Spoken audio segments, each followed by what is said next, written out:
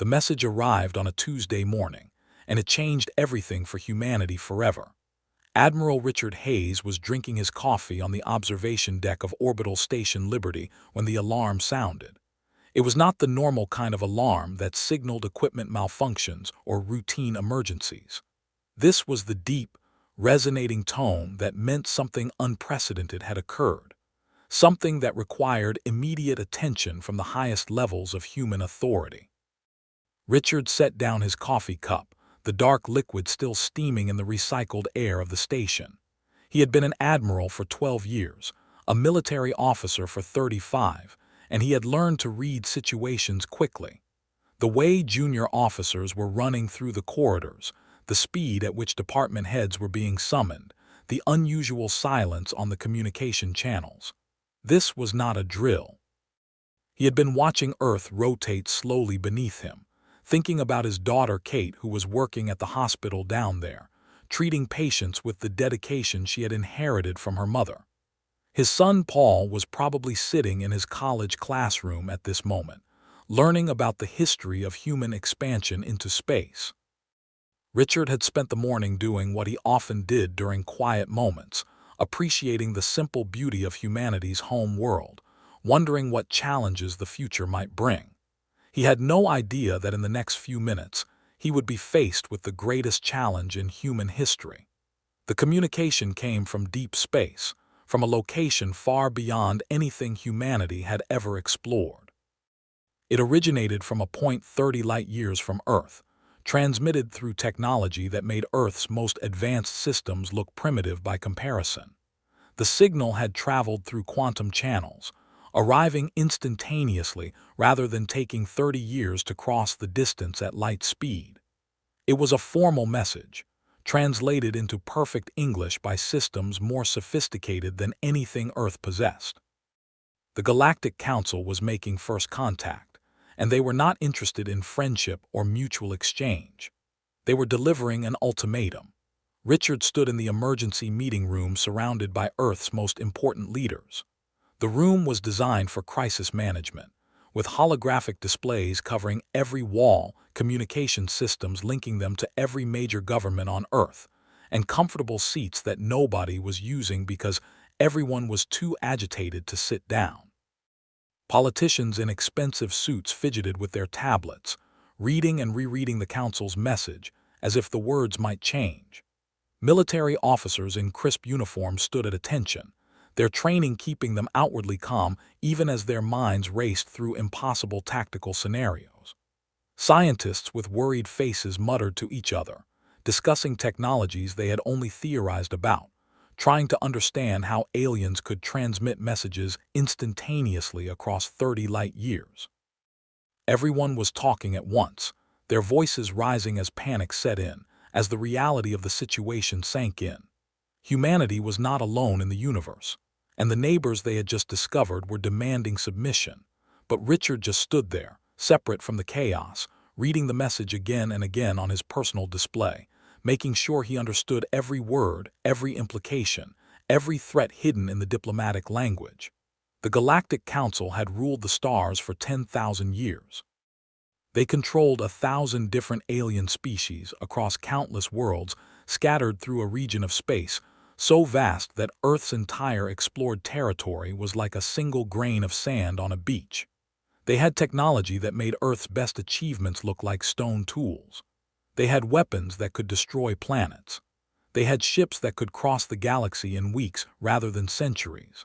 And they had a simple rule for every new species that reached beyond their home planet.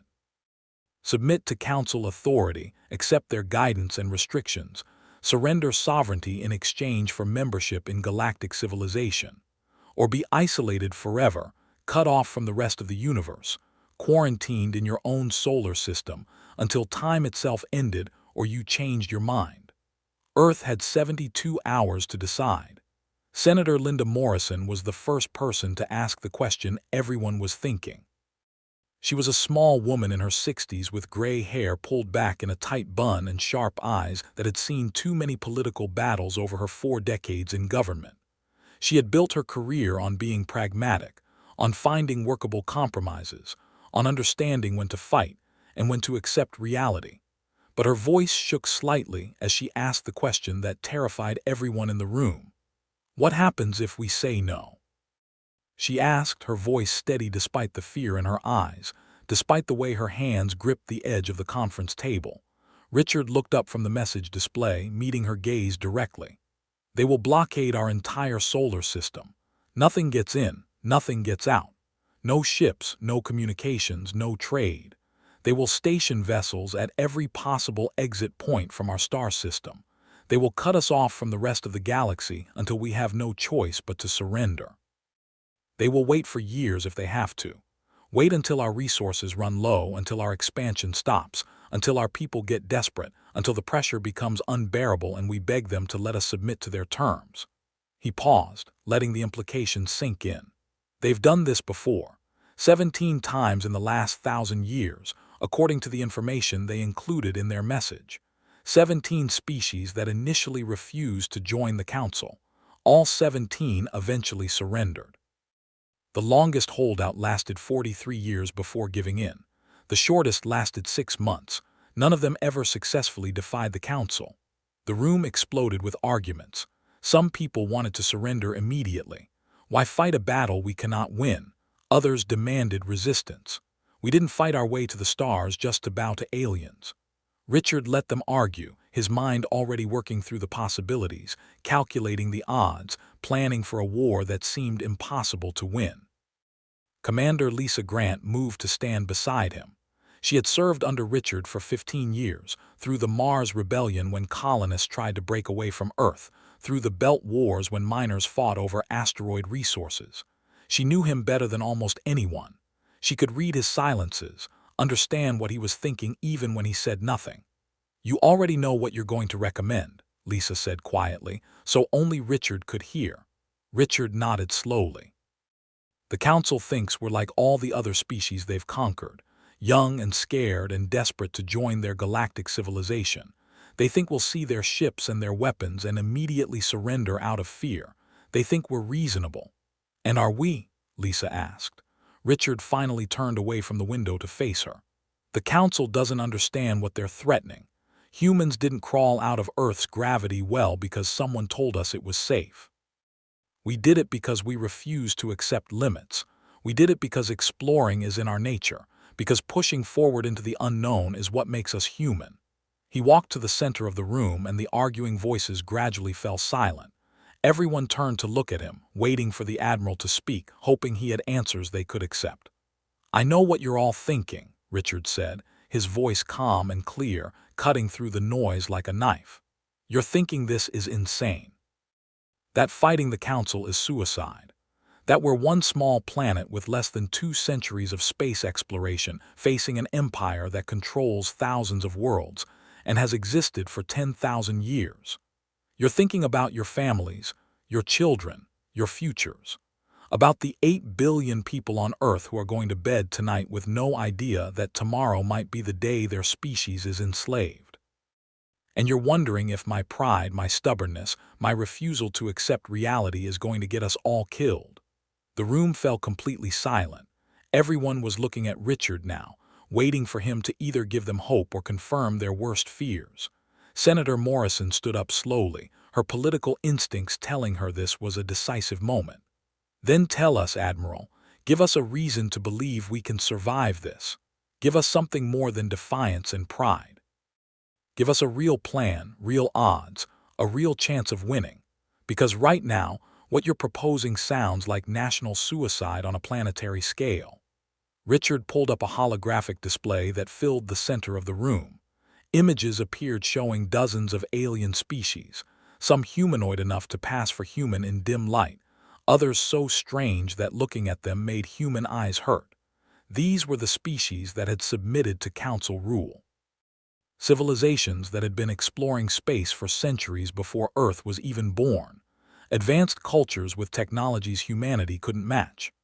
I've spent the last 5 years studying everything we know about the Galactic Council, Richard said, manipulating the display to show battle footage, tactical analyses, historical records.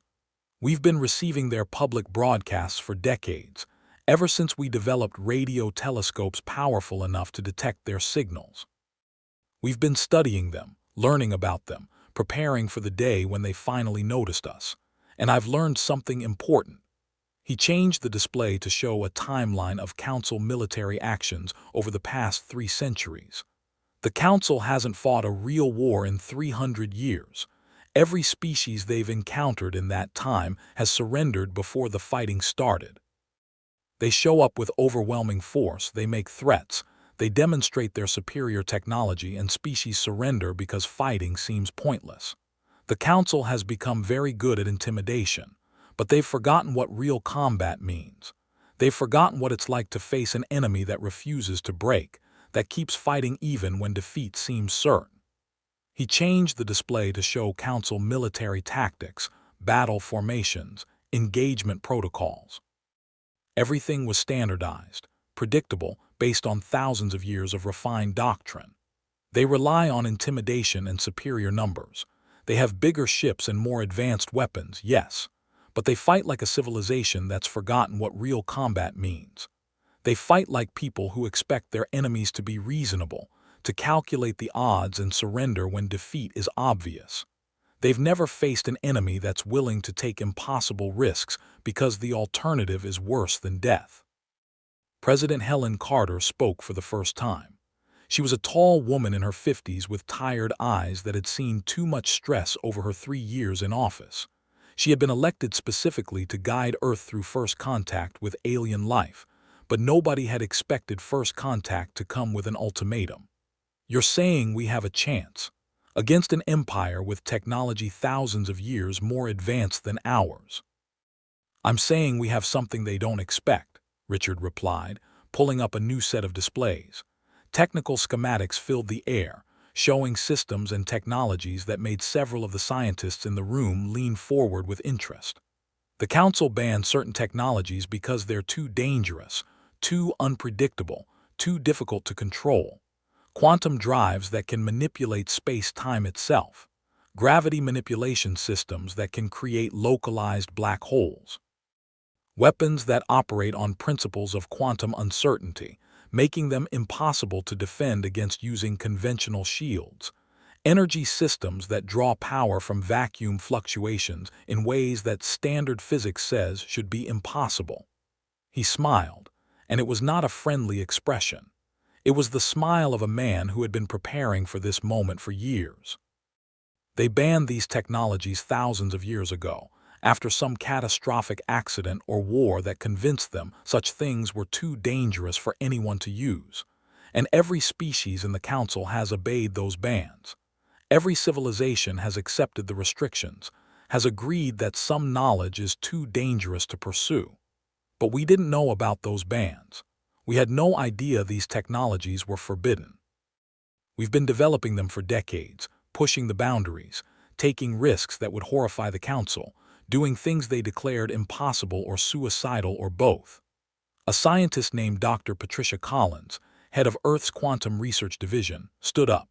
She was in her 40s, brilliant, and had spent the last 15 years working on projects so classified that most government officials didn't know they existed.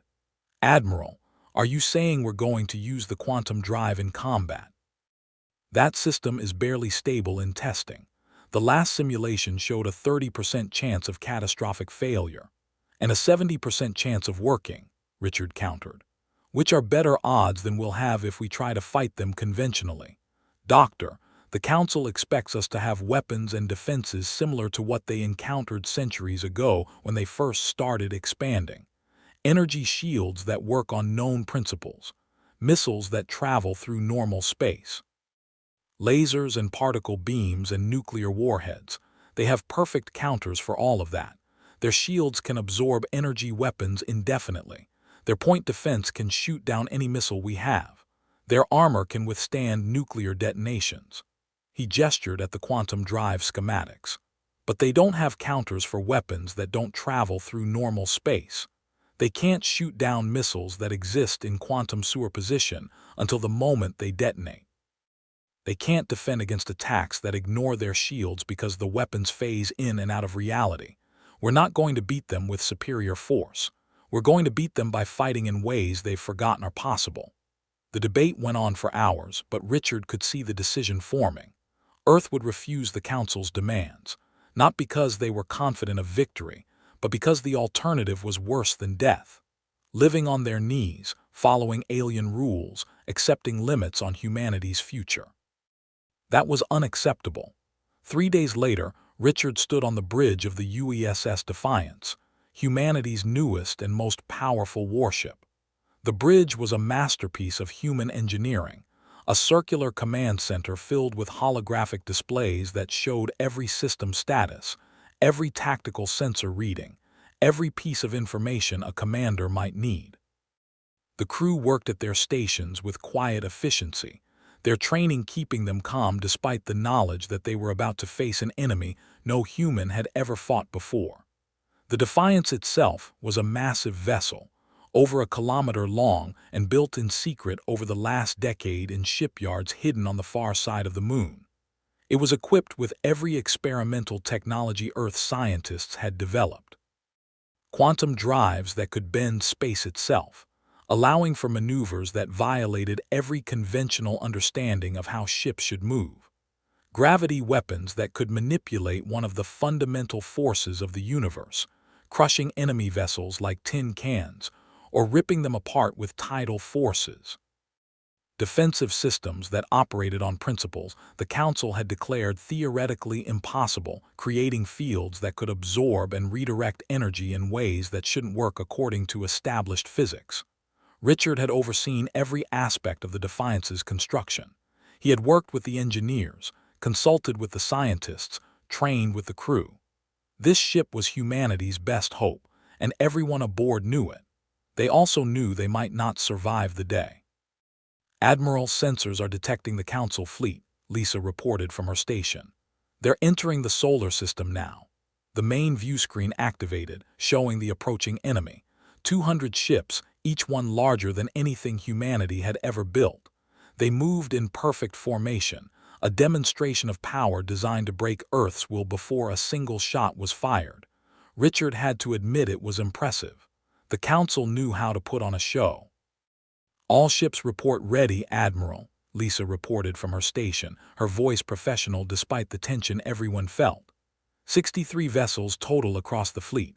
All captains are waiting for your orders. All systems are showing green across the board. All crew members are at battle stations. Richard looked at the tactical display showing humanity's fleet. 63 ships against 200. On paper, these were impossible odds. The Council fleet had more ships, larger ships, ships with weapons that had been tested in hundreds of engagements. Earth's fleet was smaller, many vessels were experimental, and none of them had ever been in real combat.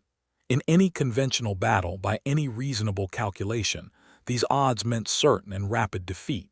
Military doctrine said humanity should surrender immediately. Common sense said fighting was insane, but this was not going to be a conventional battle.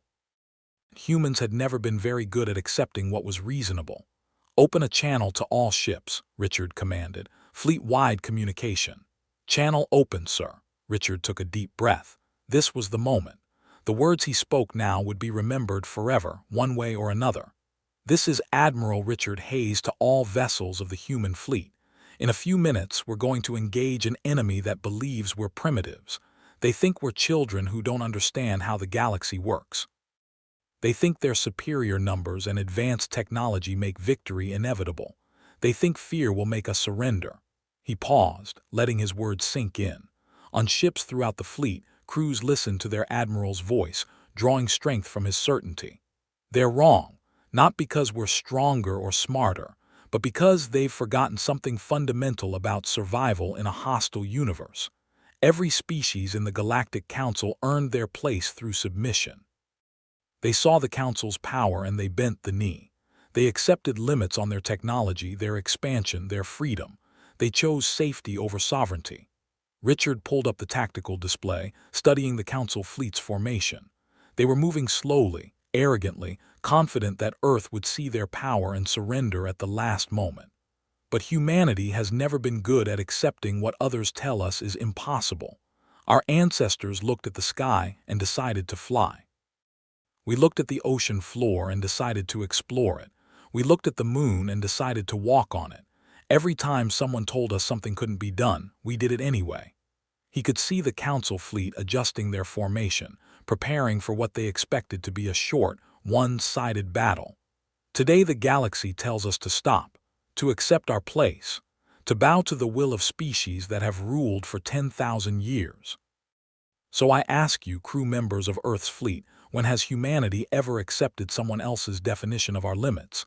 When have we ever chosen safety over freedom? The communication channel came alive with responses. Voices from every ship, captains and crew members all affirming their commitment. Richard felt a surge of pride. These people knew the odds. They understood they might die today, but they chose to fight anyway. Today we send the galaxy a message, Richard continued. Not with words, but with action. Today the Council learns what it means to threaten a species that refuses to break. All ships engage at will, show them what humanity is made of. The Defiance surged forward, its quantum drives bending space in ways that made Council sensors scream warnings. Behind it, 62 other ships accelerated to attack speed. The Black Armada was going to war. The battle began exactly as the Council expected. Their ships opened fire with devastating precision, energy beams designed to overwhelm defensive shields through sheer power, missiles that could track targets across millions of kilometers, weapons refined over thousands of years of galactic dominance. It should have been a slaughter, but Richard hadn't planned to fight their way. Execute dispersal pattern Omega, he commanded. The human fleet broke apart, every ship accelerating on a different vector. To the Council commanders, it looked like panic. Like Earth's forces were scattering in fear, abandoning formation, making themselves easy targets. But this was exactly what Richard wanted them to think. Captain Aaron Bell commanded the strike cruiser Relentless, a fast attack ship equipped with humanity's most experimental systems. As Council vessels turned to target his ship, Aaron activated the quantum shroud. The Relentless vanished from every sensor system the Council possessed. It was still there, still real, but existing in a state of quantum uncertainty that made it impossible to target conventionally. Aaron guided his ship through the enemy formation, slipping between Council vessels that couldn't see him coming. His weapons officer, Lieutenant Danny Martinez, fired quantum missiles that didn't travel through normal space. They existed in probability states, appearing inside enemy ships without ever crossing the distance between. Council shields, designed to stop conventional weapons, were useless. 3 Council destroyers exploded in rapid succession, their crews never understanding what had killed them. Commander Danny Wright piloted the destroyer Vengeance through a gap in the enemy formation. His ship was smaller, faster, equipped with drives that could accelerate beyond anything the Council had ever built. The inertial forces should have liquefied his crew, but Earth scientists had solved that problem.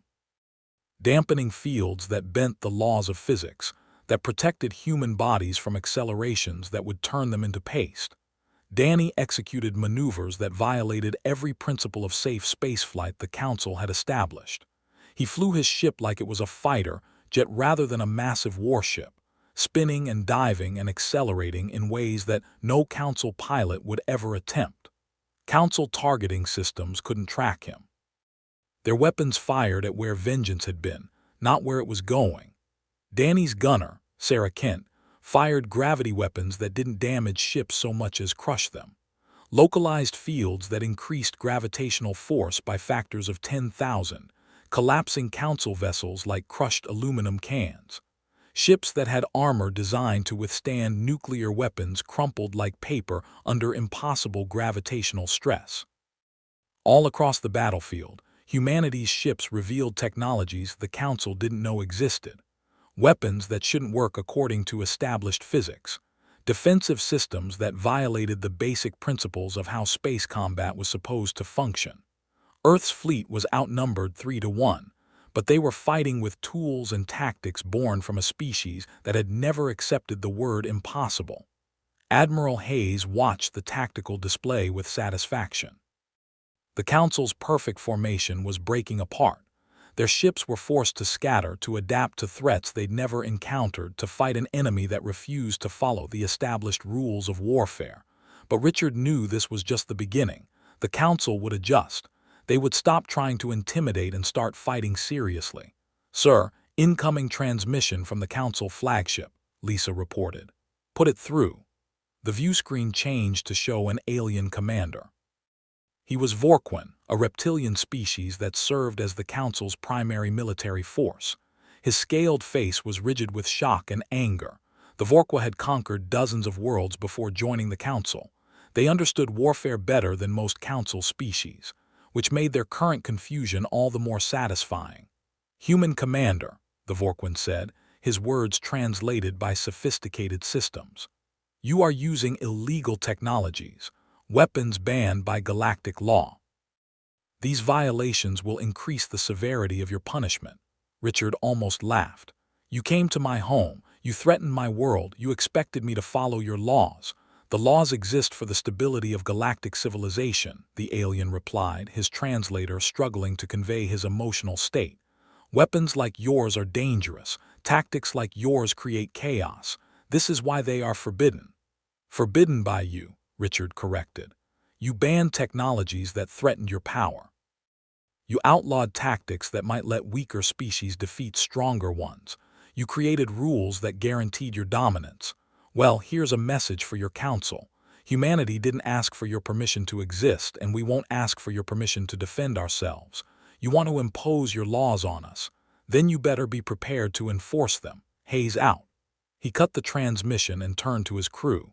"They're going to change tactics now. No more intimidation displays. They'll commit their full strength, try to overwhelm us through sheer firepower. All ships, implement defensive formation Sigma." The human fleet regrouped, no longer scattered but arranged in a pattern that looked random to Council sensors. But it was carefully calculated. Each ship positioned to support the others, creating overlapping fields of fire and mutual defense while maintaining the mobility that was humanity's greatest advantage. The Council fleet attacked with everything they had. What followed was the most brutal combat humanity had ever experienced. Council ships died as quantum weapons found their marks, as gravity crushed their hulls, as experimental weapons that barely worked destroyed vessels designed to be indestructible. But human ships died too. The Council's weapons were powerful, their crews experienced, their numbers overwhelming. The destroyer Guardian took a direct hit from 3 Council battleships firing simultaneously. Her shields collapsed, her hull breached, her reactor destabilizing. Captain Nicole Sanders ordered evacuation, but half her crew never made it to the escape pods. The Guardian exploded in a flash that was visible from Earth, taking 237 people with it. The cruiser Defender held off 5 Council vessels while damaged ships retreated to safety. Captain George Miller kept his ship in the fight even as systems failed, as crew members died, as his ship slowly came apart around him. He gave the fleet precious minutes to regroup, and then the Defender's reactor went critical. George and his entire crew became heroes, but they were still dead. Richard coordinated the battle from the Defiance's bridge, his tactical mind processing information faster than the Council's computer systems. He saw patterns in the chaos, opportunities in the destruction. He moved ships like chess pieces, sacrificing pawns to protect more valuable assets, gambling on unlikely tactics because conventional strategies would guarantee defeat. But he knew the numbers were against them. For every Council ship destroyed, humanity lost vessels they couldn't replace. The enemy had reserves, reinforcements, and entire galaxies' resources. Earth had only what they'd built in secret over the last decade. This was everything humanity had, and it was slowly being ground down. Captain Aaron Bell found himself surrounded by 3 Council destroyers. His quantum shroud had failed, his weapons were depleted, his shields barely functioning. In any reasonable engagement, surrender would be the smart choice. But Aaron had been raised on stories of human stubbornness, of refusing to quit even when defeat was certain. "All hands, this is the captain," Aaron announced over the ship-wide communication system. "Abandon ship immediately. Get to the escape pods, that's an order." His first officer, Commander Jake Morrison, stared at him in shock. "Sir, we can still fight. We can make a difference." "We will make a difference," Aaron said calmly, "but not by dying slowly. Get the crew to safety, Jake. That's my last order." As his crew evacuated, Aaron stayed on the bridge. He had one option left, one final move that could change the battle. He programmed the Relentless for a collision course with the Council command carrier, the massive vessel that was coordinating the enemy fleet. Then he activated every experimental system at once, overriding safety protocols, pushing the quantum drive beyond its design limits. The Relentless accelerated to speeds that should have been impossible. The quantum drive created a field of probability around the ship, making it exist in multiple places simultaneously, making it impossible to target or intercept. Council point defense systems fired desperately, but they were shooting at ghosts, at echoes, at quantum possibilities rather than physical reality. Aaron watched the command carrier grow larger on his view screen. He thought about his wife Mary waiting for him back on Earth, about his son Kevin who was only 7 years old. He thought about the millions of people on Earth who would never know his name but who would live in freedom because of what he did today. "For Earth," Aaron whispered.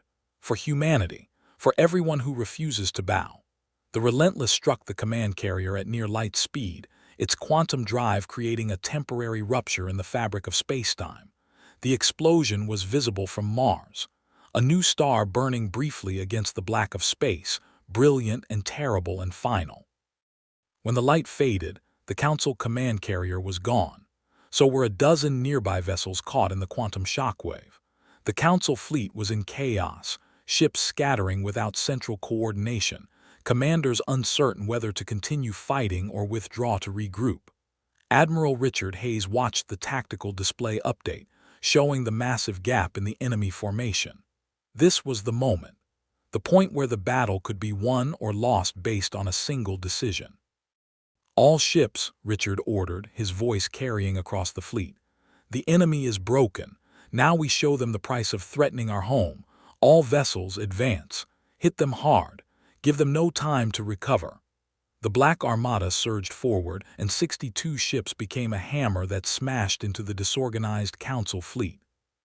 Human vessels that had been fighting defensively suddenly went on the attack, targeting command ships, destroying communication relays, spreading fear and confusion through an enemy that had expected an easy victory. The Council broke. Ships that had been advancing suddenly reversed course. Vessels that had fought confidently moments before now fled desperately. The Council fleet, 200 strong just hours ago, scattered in full retreat. Some ships tried to maintain formation, to rally for a counterattack, but humanity's weapons found them. Quantum missiles that appeared inside their shields, gravity weapons that crushed their hulls, kinetic projectiles accelerated to relativistic speeds. The pursuit lasted 18 hours. Richard drove his fleet to the edge of exhaustion, hunting down Council ships that tried to hide in the asteroid belt, destroying vessels that attempted to regroup near Jupiter. He showed no mercy because humanity couldn't afford mercy. Not yet. The galaxy needed to see that attacking Earth came with consequences too terrible to accept. By the time the last Council ship limped beyond Neptune's orbit and jumped to faster-than-light speed, the battle was over. Humanity had lost 27 vessels and more than 8,000 crew members. People with families, with dreams, with futures that ended in the cold vacuum of space. The memorial services would take weeks. The grief would last forever. But the Council had lost over 150 ships, including their command carrier, their senior officers, their reputation for invincibility. It was the worst military defeat in Council history, a defeat that would echo across the galaxy, that would make every species under Council rule wonder if submission was really necessary. Richard stood on the observation deck of the Defiance, watching Earth slowly rotate beneath him. The planet looked the same as it had before the battle, blue and white and beautiful, but everything had changed. Humanity had stood against an empire that ruled thousands of worlds, and humanity had won. Lisa found him there, exhausted but alive, staring at the world they just saved. "The casualty reports are final," she said quietly. 8,317 dead, Another 4,000 wounded. We lost some good people today, Richard. I know, Richard replied. I knew some of them personally. Aaron Bell was at my daughter's wedding. Nicole Sanders saved my life during the Mars Rebellion. George Miller was going to retire next year, spend time with his grandchildren. He paused. They died so billions could live free. That's not a trade I wanted to make, but it's the one we had. The council is requesting negotiations, Lisa continued. They're offering terms.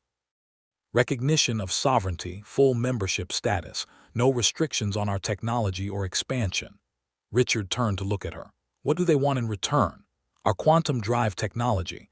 They want to study it, understand how we achieved what they thought was impossible. And if we give it to them, they'll figure out how to counter it, Richard said. Within a few years, our advantage disappears. We'll be just another species in their empire, special only because we fought before we surrendered. So what do we do? Richard looked back at Earth, thinking about his daughter and son down there, about the billions of people who had no idea how close they'd come to slavery. He thought about the species across the galaxy living under council rule, told what they could discover, where they could expand, what limits they had to accept. We change everything, Richard said. The council maintains power through monopoly. They control the technology, the trade routes, the rules. Every species that joins them becomes dependent, but we just proved their system isn't the only way. There are other paths, other possibilities.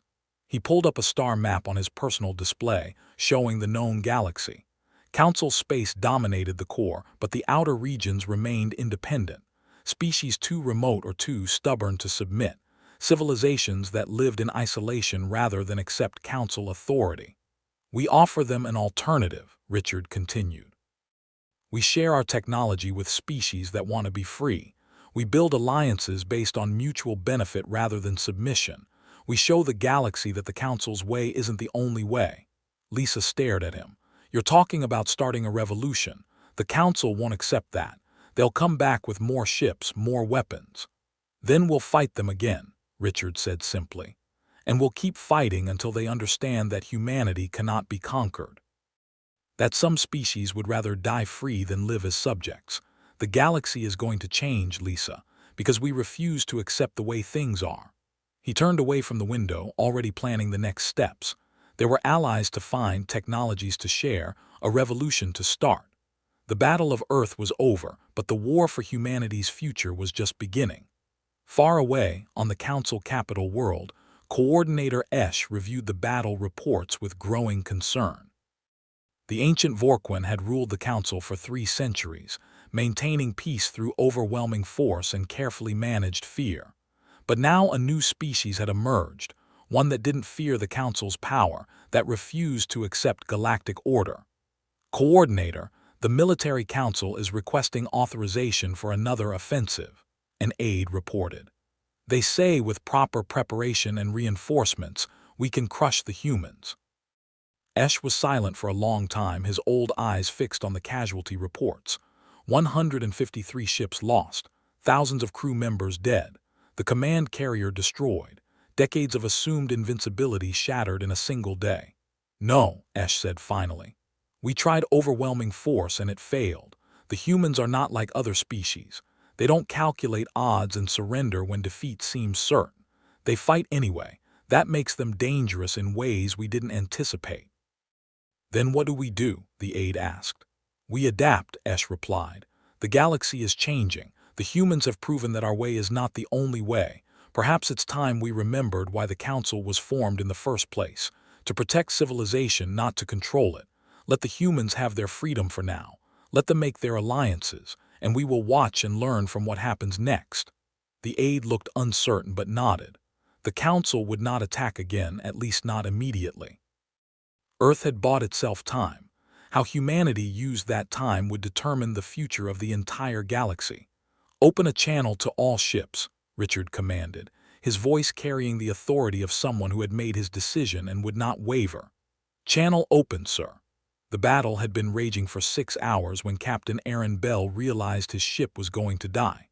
The Relentless had fought well, destroying 4 council vessels and crippling 2 more. But now his quantum shroud was failing.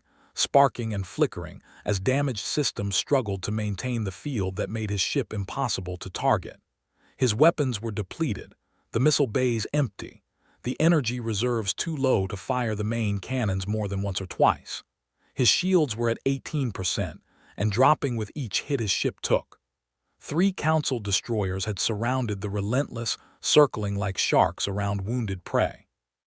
They were being cautious now, having learned that even a damaged human ship was dangerous. They fired carefully, systematically wearing down the shields, waiting for the inevitable moment when the Relentless would be defenseless. Then they would move in for the kill. Aaron stood on his bridge, watching the tactical display show his ship's situation with brutal honesty. Every system was in the red. Hull breaches on decks 4 through 7. Life support failing in the aft sections. The quantum drive was on the edge of critical failure, held together by the desperate work of his engineering crew. He had maybe 10 minutes before something vital gave out completely. His first officer, Commander Jake Morrison, looked at him with tired eyes. Jake was young, only 32, with a wife and 2 small children waiting for him back on Earth. He had been a good officer, brave and competent, exactly the kind of person who should survive this battle. But survival was looking less likely with each passing minute. "Sir, we could try to break through their formation," Jake suggested. "If we angle the shields forward and punch through at maximum acceleration, we might make it to friendly lines before they destroy us." Aaron considered it. The math was possible, unlikely but possible. They might survive, but then what? The Relentless was too damaged to continue fighting. They would limp back to the repair ships, spend the rest of the battle watching from a safe distance while other crews fought and died. And the 3 Council destroyers would turn their attention to other targets, would kill other human ships, would continue the battle with no consequences for what they had done. That was the reasonable choice, the smart choice, the choice that would save his crew and give them a chance to see their families again. Aaron had a wife too. Mary was probably watching news coverage right now, terrified and praying for his safety. His son Kevin was only 7 years old, too young to really understand what his father did, but old enough to be scared. Aaron thought about what Admiral Hayes had said before the battle, about how humanity refused to accept limits, refused to bow even when the odds were impossible. He thought about all the times in human history when people had faced certain defeat and fought anyway because some things were more important than survival. He made his decision. "All hands, this is the captain," Aaron announced over the ship-wide communication system. His voice was calm, steady, showing no fear even though his heart was pounding. "Abandon ship immediately. This is not a drill. All personnel proceed to the escape pods. You have 5 minutes to evacuate. Engineering, I need you to route all remaining power to the quantum drive and remove every safety protocol. Then get to the pods, that's an order." Jake stared at him in shock. "Sir, what are you doing?" "Something that matters," Aaron replied. "Something that will make a difference. Now get to a pod, Jake. Your kids need their father." "Not without you," Jake said firmly. "Whatever you're planning, we can do it together." Aaron shook his head. "Someone needs to pilot the ship. And someone needs to make sure the crew actually evacuates. I'm ordering you to save them, Commander. That's your mission now. Get them out. Tell them their captain was proud to serve with them. Tell them to win this war for all of us who don't make it home." Jake opened his mouth to argue, then closed it. He understood what Aaron was planning. He understood that no argument would change the captain's mind. So he did the only thing he could do. He saluted crisp and formal, the way officers saluted heroes. "It's been an honor serving with you, sir." "The honor was mine," Aaron said, returning the salute. "Now go." Jake left the bridge, gathering crew members as he went, making sure everyone reached the escape pods. Aaron watched the internal monitors, seeing his people running through corridors, helping the injured, carrying those who couldn't walk. They were good people. The best humanity had to offer. They deserved to survive this day. The evacuation took 4 minutes. Aaron watched the escape pods launch, small metal spheres shooting away from the Relentless, protected by emergency shields, broadcasting distress signals. The Council ships ignored them. The Council had rules about escape pods, about not killing helpless enemies. Aaron was grateful for that. His crew would be picked up, would become prisoners of war, would eventually be returned to Earth when this was all over. They would live. When the last pod cleared the ship, Aaron was alone. Just him and a dying vessel, and 3 enemy destroyers that thought they had won. He sat in the captain's chair and pulled up the helm controls. The ship was barely responding, systems failing one after another, but the quantum drive was still online. His engineering team had done their job perfectly. Every bit of remaining power was feeding into the drive, building up energy far beyond what the system was designed to handle. Aaron looked at the tactical display showing the entire battlefield. Dozens of human ships fighting hundreds of Council vessels. The battle was brutal, chaotic, unlike anything the Council had experienced in centuries. But humanity was losing, slowly, steadily, inexorably losing. The numbers were just too uneven. For every Council ship destroyed, Earth lost precious vessels it couldn't replace. Then Aaron saw it. The Council command carrier, the massive vessel that was coordinating the entire enemy fleet. It was staying back from the main battle, protected by a screen of smaller ships, directing the attack with communications that humanity couldn't jam. As long as that ship survived, the Council fleet would fight with perfect coordination. But if it was destroyed, the enemy would fall into chaos. It was positioned too far away for any human ship to reach it through the defensive screen. Missiles would be shot down long before they arrived. Energy weapons couldn't penetrate that many overlapping shields. A conventional attack was impossible, but Aaron wasn't planning a conventional attack. He programmed the Relentless for a collision course, plotting a path that would take him through the Council defensive formation and directly into the command carrier. Then he activated the quantum drive at maximum power, feeding it so much energy that the containment fields began to fail. Alarms screamed throughout the empty ship. Warning lights flashed red. The computer voice kept repeating that catastrophic failure was imminent. Aaron ignored it all. He pushed the drive harder, demanding performance far beyond what it was designed to give. The Relentless began to accelerate, faster and faster, building to speeds that should have been impossible. Space itself bent around the ship as the quantum drive created a field of warped reality. The Council destroyers that had been circling the Relentless tried to intercept, but Aaron was already moving too fast. They fired their weapons at where his ship had been, not where it was going. He shot through their formation like a bullet, the quantum field making the Relentless impossible to track or target. Ahead, the Council defensive screen detected the approaching threat. Point defense systems activated, filling space with energy beams and explosive shells. Dozens of weapons fired simultaneously, creating a wall of destruction that nothing should be able to penetrate. The Relentless flew through it all, the quantum field causing most attacks to simply pass through empty space where the ship existed in probability but not in reality. A few shots connected, tearing armor, causing explosions along the hull, but the ship kept going. Aaron held the course steady, his hands locked on the controls, his eyes fixed on the command carrier growing larger and larger on his view screen. He thought about Mary and Kevin one last time. He hoped they would understand. He hoped they would be proud. The Relentless struck the Council command carrier at near light speed. The quantum drive, already unstable and overloaded, created a massive rupture in space-time at the moment of impact. The explosion was visible from Mars, a brilliant flash of light that outshone the sun for 3 full seconds. The command carrier simply ceased to exist, vaporized in an instant. A dozen nearby Council ships were caught in the quantum shockwave, their hulls crushed by impossible gravitational forces, their systems overloaded by energy that existed in multiple dimensions simultaneously. Captain Aaron Bell died instantly, his body converted to pure energy in the same moment his ship was destroyed. But his sacrifice changed everything. On the bridge of the Defiance, Admiral Richard Hayes watched the tactical display update. The command carrier's icon disappeared, along with the symbols for 13 other Council vessels.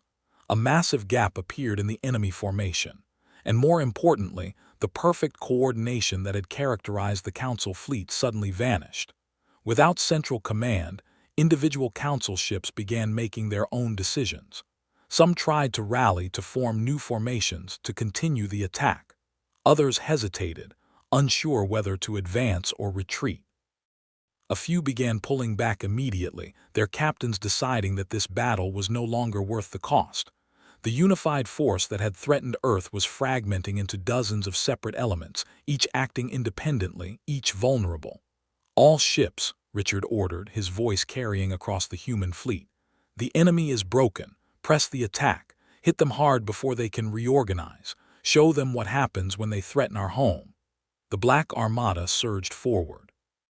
Human vessels that had been fighting defensively suddenly went on the offensive, targeting command ships, destroying communication relays, spreading chaos through an enemy that was already reeling. Ships that had been barely surviving found new strength, their crews energized by the knowledge that victory was possible.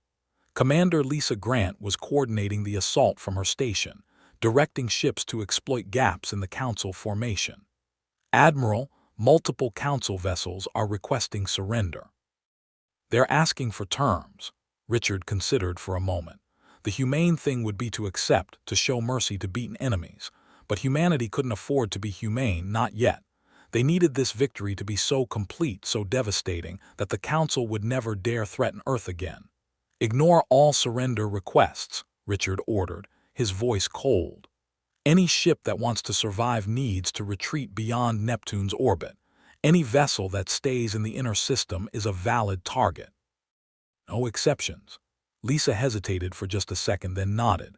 She understood the calculation even if it made her uncomfortable. This wasn't about cruelty. This was about survival, about making sure the Council understood that attacking Earth came with a price too terrible to pay. The battle became a pursuit. Council ships fled in disorder, their perfect formations shattered, their confidence destroyed. Some tried to fight as they retreated, turning to fire desperate shots at pursuing human vessels. Others simply ran, pushing their drives to maximum speed, abandoning slower ships to their fate. The retreat turned into a rout. Captain Nicole Sanders commanded the destroyer Phoenix, one of humanity's faster ships. She pursued a Council cruiser that was trying to reach the outer system, its crew broadcasting distress signals that Nicole's communications officer kept muting. The cruiser was larger than the Phoenix, better armed and armored, but it was also damaged and fleeing rather than fighting. "Target their engines," Nicole ordered. "Full spread of missiles. I want that ship crippled." Her weapons officer, Lieutenant Robert Chen, launched the attack. Quantum missiles phased in and out of reality, appearing inside the Council ship's shield perimeter, detonating against the engine compartments. Explosions blossomed along the cruiser's stern. The ship shuddered, slowed, began to tumble as its propulsion systems failed. "They're dead in space, Captain," Robert reported.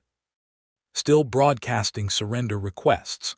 Nicole felt a moment of sympathy for the alien crew trapped aboard that dying ship. They were just following orders, just doing their duty, probably didn't even want this war. But sympathy was a luxury Earth couldn't afford right now. "Fire the gravity cannon," Nicole commanded. "Full power." The Phoenix's main weapon created a localized gravitational field around the Council cruiser, increasing the force by factors of 10,000. The alien ship crumpled like paper, its hull collapsing, its structure unable to withstand the impossible stress. The cruiser folded in on itself, becoming a twisted ball of metal and bodies, until the gravity field finally released and the wreckage drifted in the cold vacuum. Nicole felt sick. This wasn't warfare. This was execution. But she pushed the feeling down, buried it deep where it couldn't interfere with her duty. There would be time for guilt later, after the war was won, after Earth was safe. The pursuit continued for 18 hours. Human ships hunted Council vessels throughout the solar system, destroying any that didn't retreat fast enough, driving them away from Earth with relentless aggression. By the time the last Council ship jumped to faster than light speed beyond Neptune's orbit, the battle was finally over.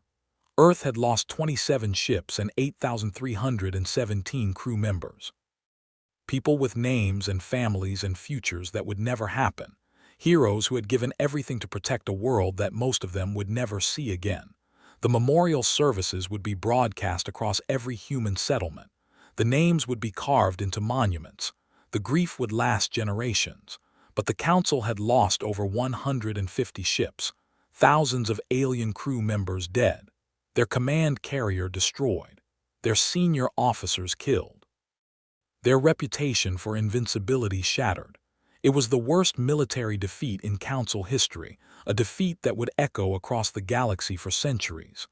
Admiral Richard Hayes stood on the observation deck of the Defiance, watching Earth slowly rotate beneath him. The planet looked exactly the same as it had before the battle.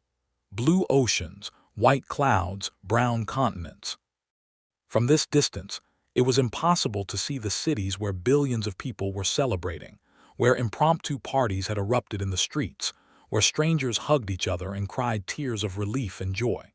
Humanity had faced an impossible enemy and won. The species that had spent millennia conquering the galaxy had been stopped by a single world that refused to bow. Commander Lisa Grant found Richard standing alone, staring at the planet they had saved. She looked exhausted. Her uniform was stained with sweat and coffee. Her eyes were red from 18 hours of continuous duty. But she was smiling slightly, the first genuine smile Richard had seen from her in days. "The casualty reports are final," Lisa said quietly. 8,317 confirmed dead. Another 4,000 wounded, some seriously. We lost some really good people today: Richard, Aaron Bell, Nicole Sanders, George Miller, people you knew personally. Richard nodded slowly. Aaron was at my daughter's wedding 3 years ago. Gave a toast about how marriage was like deep space exploration. You never knew what you'd find, but the journey was always worth it. Made everyone laugh. Nicole saved my life during the Mars Rebellion, pulled me out of a damaged ship seconds before it exploded. George was planning to retire next year, wanted to spend time with his grandchildren.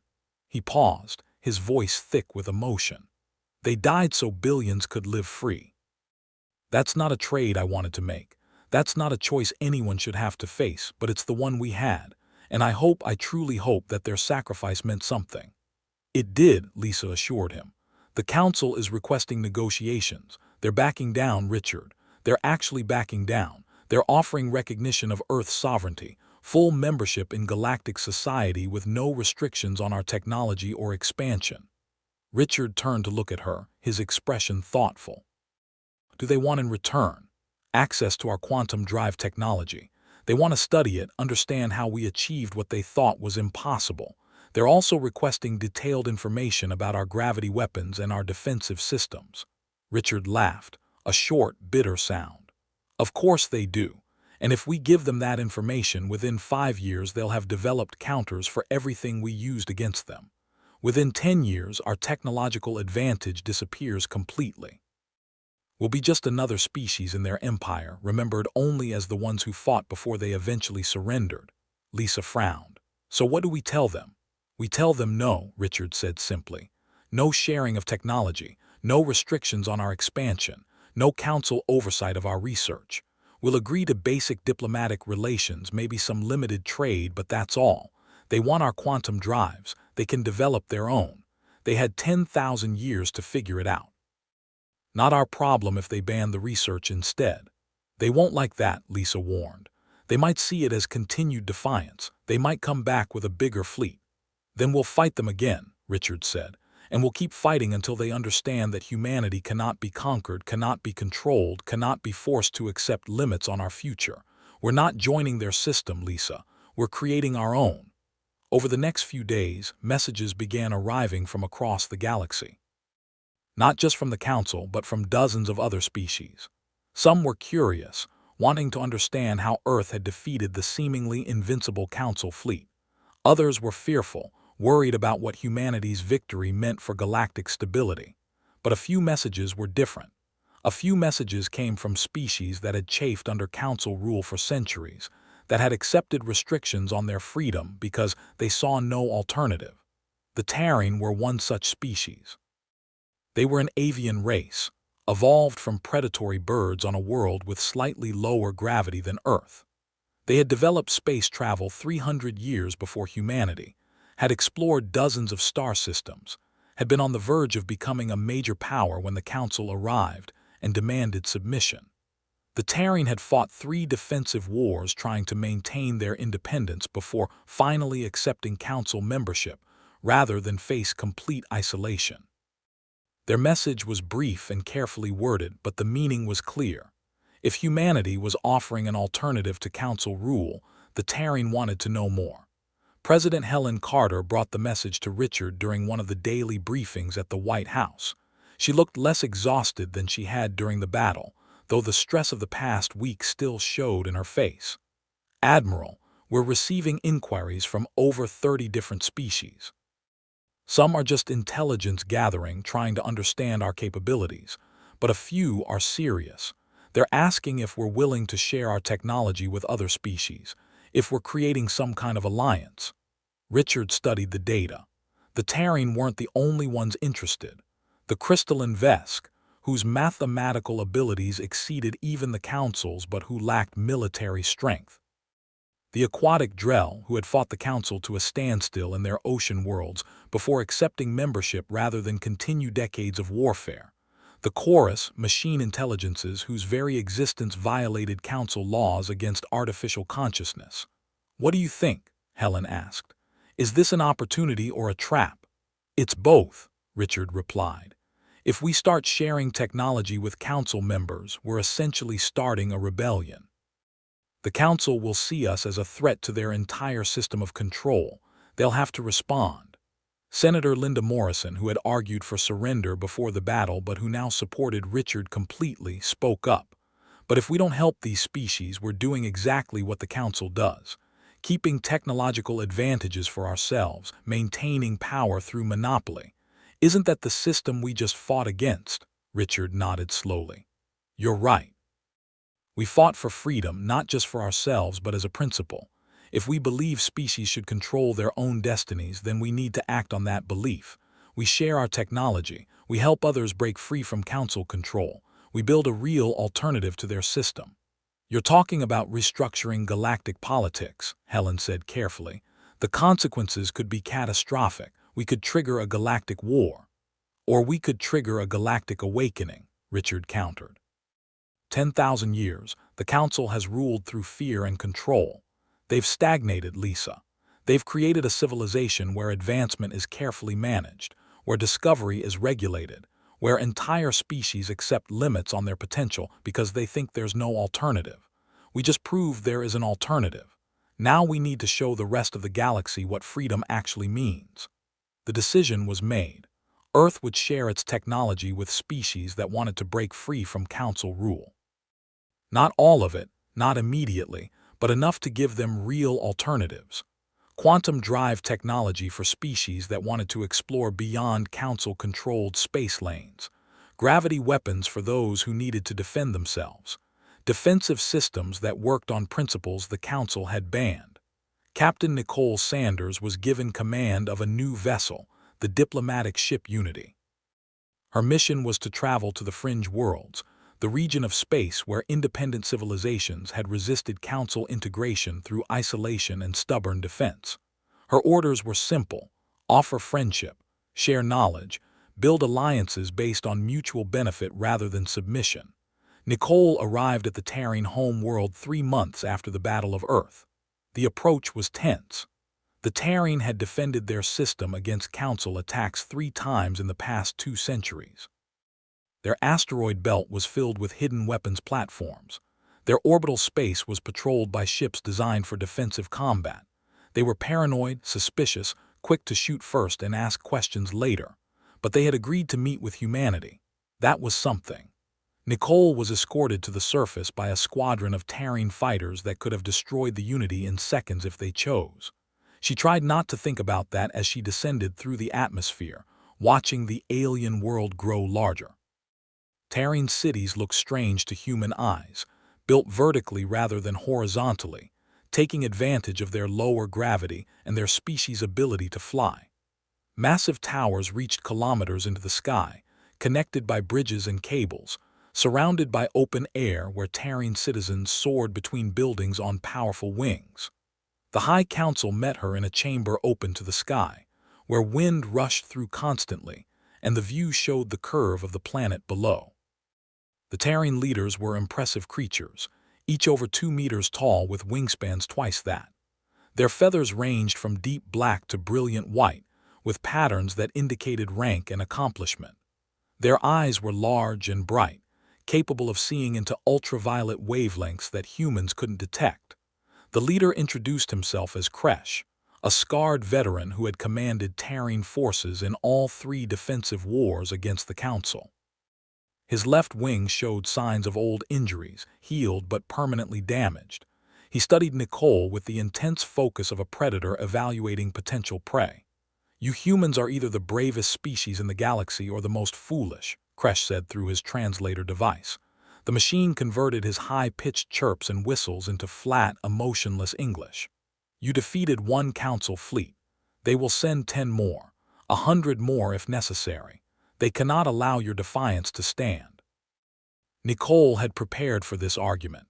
She had known the Terran would be skeptical, would assume that Earth's victory was temporary, that the Council would eventually crush humanity through overwhelming numbers. "Then we'll defeat those fleets too, and we'd like your help doing it." She activated a holographic display showing Earth's quantum drive technology, the gravity manipulation systems, the weapons that had won the Battle of Earth. Technical specifications appeared in 3-dimensional space, detailed enough for Terran engineers to understand the principles, but not so detailed that they could immediately replicate the technology. Kresh studied the display intently, his head tilting at angles that would have broken a human neck. His feathers rippled in patterns that Nicole's briefing materials suggested indicated excitement or intense interest. The other council members moved closer, examining the holograms from different angles, chirping rapidly to each other in their native language. "You're sharing this," Kresh asked finally, "freely, without demanding submission or payment." "With allies, yes," Nicole replied. "The Council maintains power because they control advanced technology. They banned quantum research, gravity weapons, anything that might threaten their dominance. Then they enforced those bans on every species they conquered. Proposing a different model, species working together, sharing knowledge, building collective strength rather than submitting to central authority." Kresh was silent for a long moment, his bright eyes fixed on Nicole. Then he spread his wings in a gesture Nicole would later learn was the Terran equivalent of a formal salute or acknowledgement of respect. "The Council has tried to cage us for 200 years. They claim it's for our own good, for galactic stability, for the protection of younger species. But we know the truth. They fear anyone they cannot control. They fear species strong enough to challenge their authority." He folded his wings and moved closer to the holographic display. "If you humans truly offer an alternative, if you're willing to help us break free from Council restrictions, then the Terran are with you. We'll share what we know. We'll contribute our defensive technologies, our combat experience, our understanding of how to resist Council aggression. Together, perhaps we can build something better than what the Council offers." Similar scenes played out across the fringe worlds over the following months. The crystalline Vesk, whose mathematical understanding exceeded anything the Council possessed but whose physical fragility made them militarily weak, joined the Alliance in exchange for defensive technology. The aquatic Drell, who had spent centuries fighting Council forces in the oceans of their world, contributed their expertise in 3-dimensional combat and unconventional tactics. Even the Chorus, machine intelligences who existed in violation of Council law, found acceptance and protection within the growing alliance. 6 months after the Battle of Earth, Admiral Richard Hayes stood on the bridge of the Defiance, now the flagship of an armada that had grown to over 200 vessels. Ships from a dozen species flew in formation, each one bearing the mark of the Alliance, a black star on white background, representing light born from darkness, hope emerging from the void. They were approaching the Council's border defenses, not to attack but to demonstrate. To show the galaxy that the Council's absolute authority was over, that species had alternatives, that the old order was changing whether the Council accepted it or not. "All ships maintain formation," Richard commanded, watching the tactical display. The Council border fleet was ahead of them, a defensive line of vessels stationed at the boundary between Council-controlled space and the independent regions. There were 37 ships in the defensive line, each one positioned to intercept any unauthorized entry into Council territory.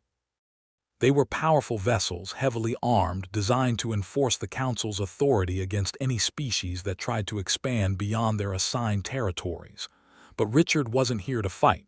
Not today. Today was about sending a message. "Open a channel on all frequencies," Richard ordered. "I want every species in this sector to hear this. Every Council member, every independent civilization, everyone who's watching."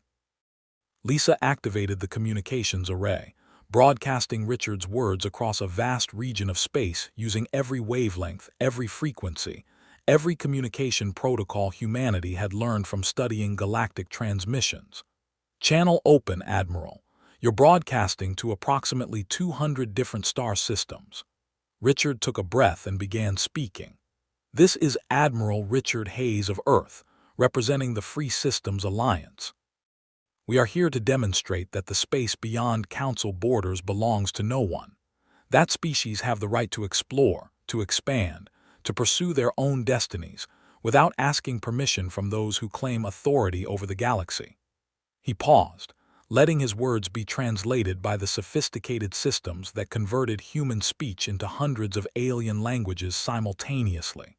For 10,000 years, the Galactic Council has ruled through fear and control. They have told species where they can go, what they can discover, what technologies they can develop. They have claimed that these restrictions are necessary for galactic stability, for the protection of younger species, for the prevention of catastrophic war. Richard pulled up displays showing the Alliance fleet, ships from multiple species flying in coordinated formation, demonstrating the strength that came from cooperation rather than submission. "But we offer a different vision. Species working together as equals, sharing knowledge freely, protecting each other through mutual defense rather than enforced peace. We don't claim authority over anyone. We don't demand submission. We simply offer an alternative to those who want it." The Council border fleet was responding, moving into defensive formations, activating weapon systems, broadcasting warnings that the Alliance was violating Council space and must withdraw immediately. But they weren't attacking. They couldn't. The Alliance fleet was too large, too diverse, equipped with technologies the Council still didn't fully understand. To engage would risk another devastating defeat. "Any species that wishes to join the Free Systems Alliance is welcome," Richard continued. "Any civilization that wants to remain neutral has our respect. We're not trying to conquer or control anyone. We're simply demonstrating that the Council's way is not the only way. That freedom is possible. That species can choose their own paths without fear of isolation or punishment." He gestured to his communications officer to cut the broadcast. The message had been delivered. Now they would see how the galaxy responded. The Council's response came 3 days later, not in the form of military action but through diplomatic channels. They requested a formal summit, a meeting between Council leadership and representatives from the Free Systems Alliance. It was unprecedented. The Council had never negotiated with anyone as equals before. They had always dictated terms, imposed conditions, demanded compliance. But things had changed. The Battle of Earth had shattered their reputation for invincibility. The growing alliance had demonstrated that alternatives to Council rule were possible, and dozens of Council member species were now watching carefully, wondering if they too might have other options. The summit was held on a neutral station, an ancient facility maintained by the Keepers, an elder species that predated even the Council's formation. The station drifted in deep space between territories, a place where different civilizations could meet without either side having home advantage. It was old beyond measure, its corridors showing signs of technologies long forgotten, its systems maintained by automated processes that nobody fully understood anymore. Richard led the human delegation, accompanied by representatives from each Alliance species. Kresh came for the Terran, his scarred wings folded carefully to fit through corridors designed for wingless species.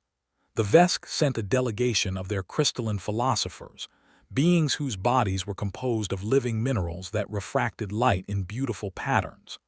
The Drell arrived in specialized water-filled suits, that allowed them to participate in the air-breathing environment. Even the chorus sent representatives, machine minds housed in mobile platforms, their presence a direct challenge to council laws. The council's supreme coordinator was an ancient Vorquin named Esh, whose scales had faded to silver with extreme age. He had ruled the council for 300 years, overseeing an era of unprecedented peace and stability. His eyes were old and tired, carrying the weight of centuries of decisions that had shaped galactic civilization. He studied the Alliance delegation with an expression that human observers found difficult to read on reptilian features. "You have upset the order of the galaxy," Esh said, his voice deep and resonant even through the translator. "Species are refusing our guidance. Technologies we banned for good reason are spreading unchecked across the fringe. Civilizations that accepted our authority for centuries are now questioning whether they need us at all. Do you understand what you've unleashed?" Richard met the ancient alien's gaze without flinching. Freedom, the right of every species to determine its own path, to make its own choices, to accept its own consequences. You call it chaos, we call it sovereignty. Kresh stepped forward, his talons clicking on the station's metal floor. "The Council claims to maintain peace, but it's the peace of submission. You crushed our independence and called it civilization. You restricted our growth and called it protection. You told us what we could discover and called it guidance. We choose humanity's chaos over your order." Other Alliance representatives voiced similar sentiments. The Vesk spoke of mathematical discoveries forbidden under Council law, breakthroughs in understanding reality that the Council had suppressed because they might lead to dangerous applications. The Drell described technologies that could have saved millions of lives on their world, but which remained undeveloped because Council regulations prohibited the necessary research. The chorus simply stated their existence, standing before the Council as proof that machine consciousness was possible and not inherently dangerous, despite thousands of years of Council doctrine claiming otherwise. Coordinator Esh listened to it all, his ancient eyes reflecting emotions that were difficult for non-Vorquins to interpret. When everyone had spoken, he was silent for a long time, seeming to wrestle with thoughts that carried the weight of millennia. Finally, he spoke, his voice heavy with something that might have been sadness or regret. "You believe we are tyrants, oppressors. Perhaps from your perspective we are, but the Council was formed for a reason, and it was not conquest or control. 10,000 years ago, the galaxy was drowning in war. Species weaponizing technologies they didn't fully understand. Quantum experiments that collapsed entire star systems, killing billions. Artificial intelligences that consumed worlds, converting all matter into computational substrate. Gravity weapons that tore planets apart. The galaxy was destroying itself through unrestricted technological development." He gestured at displays showing ancient records, images of devastated worlds, civilizations that had annihilated themselves through misuse of advanced technology. "We saw species after species achieve remarkable breakthroughs only to destroy themselves within generations. We watched civilizations master quantum physics only to trigger vacuum collapse that destroyed their home systems. We observed artificial intelligences that started as tools and became extinction-level threats within decades. The chaos killed trillions." Esh fixed his gaze on Richard. "So we imposed order. We established rules, created restrictions, banned technologies that had proven too dangerous for developing species to handle safely. We enforced these rules because without them, we believed the galaxy would return to the chaos that nearly destroyed all advanced life. Perhaps we became too controlling. Perhaps our caution became paranoia. But our intentions were to preserve, not to dominate." "And what happens when one of your Alliance species creates a weapon that destroys a solar system?" Esh asked, directing the question at Richard specifically. "When unrestricted AI development leads to another machine war, when quantum experimentation tears holes in reality itself, what will you do when the freedom you champion leads to catastrophe?" Richard considered his response carefully. This was the fundamental question, the core disagreement that couldn't be resolved through simple debate. "Then we'll deal with it,"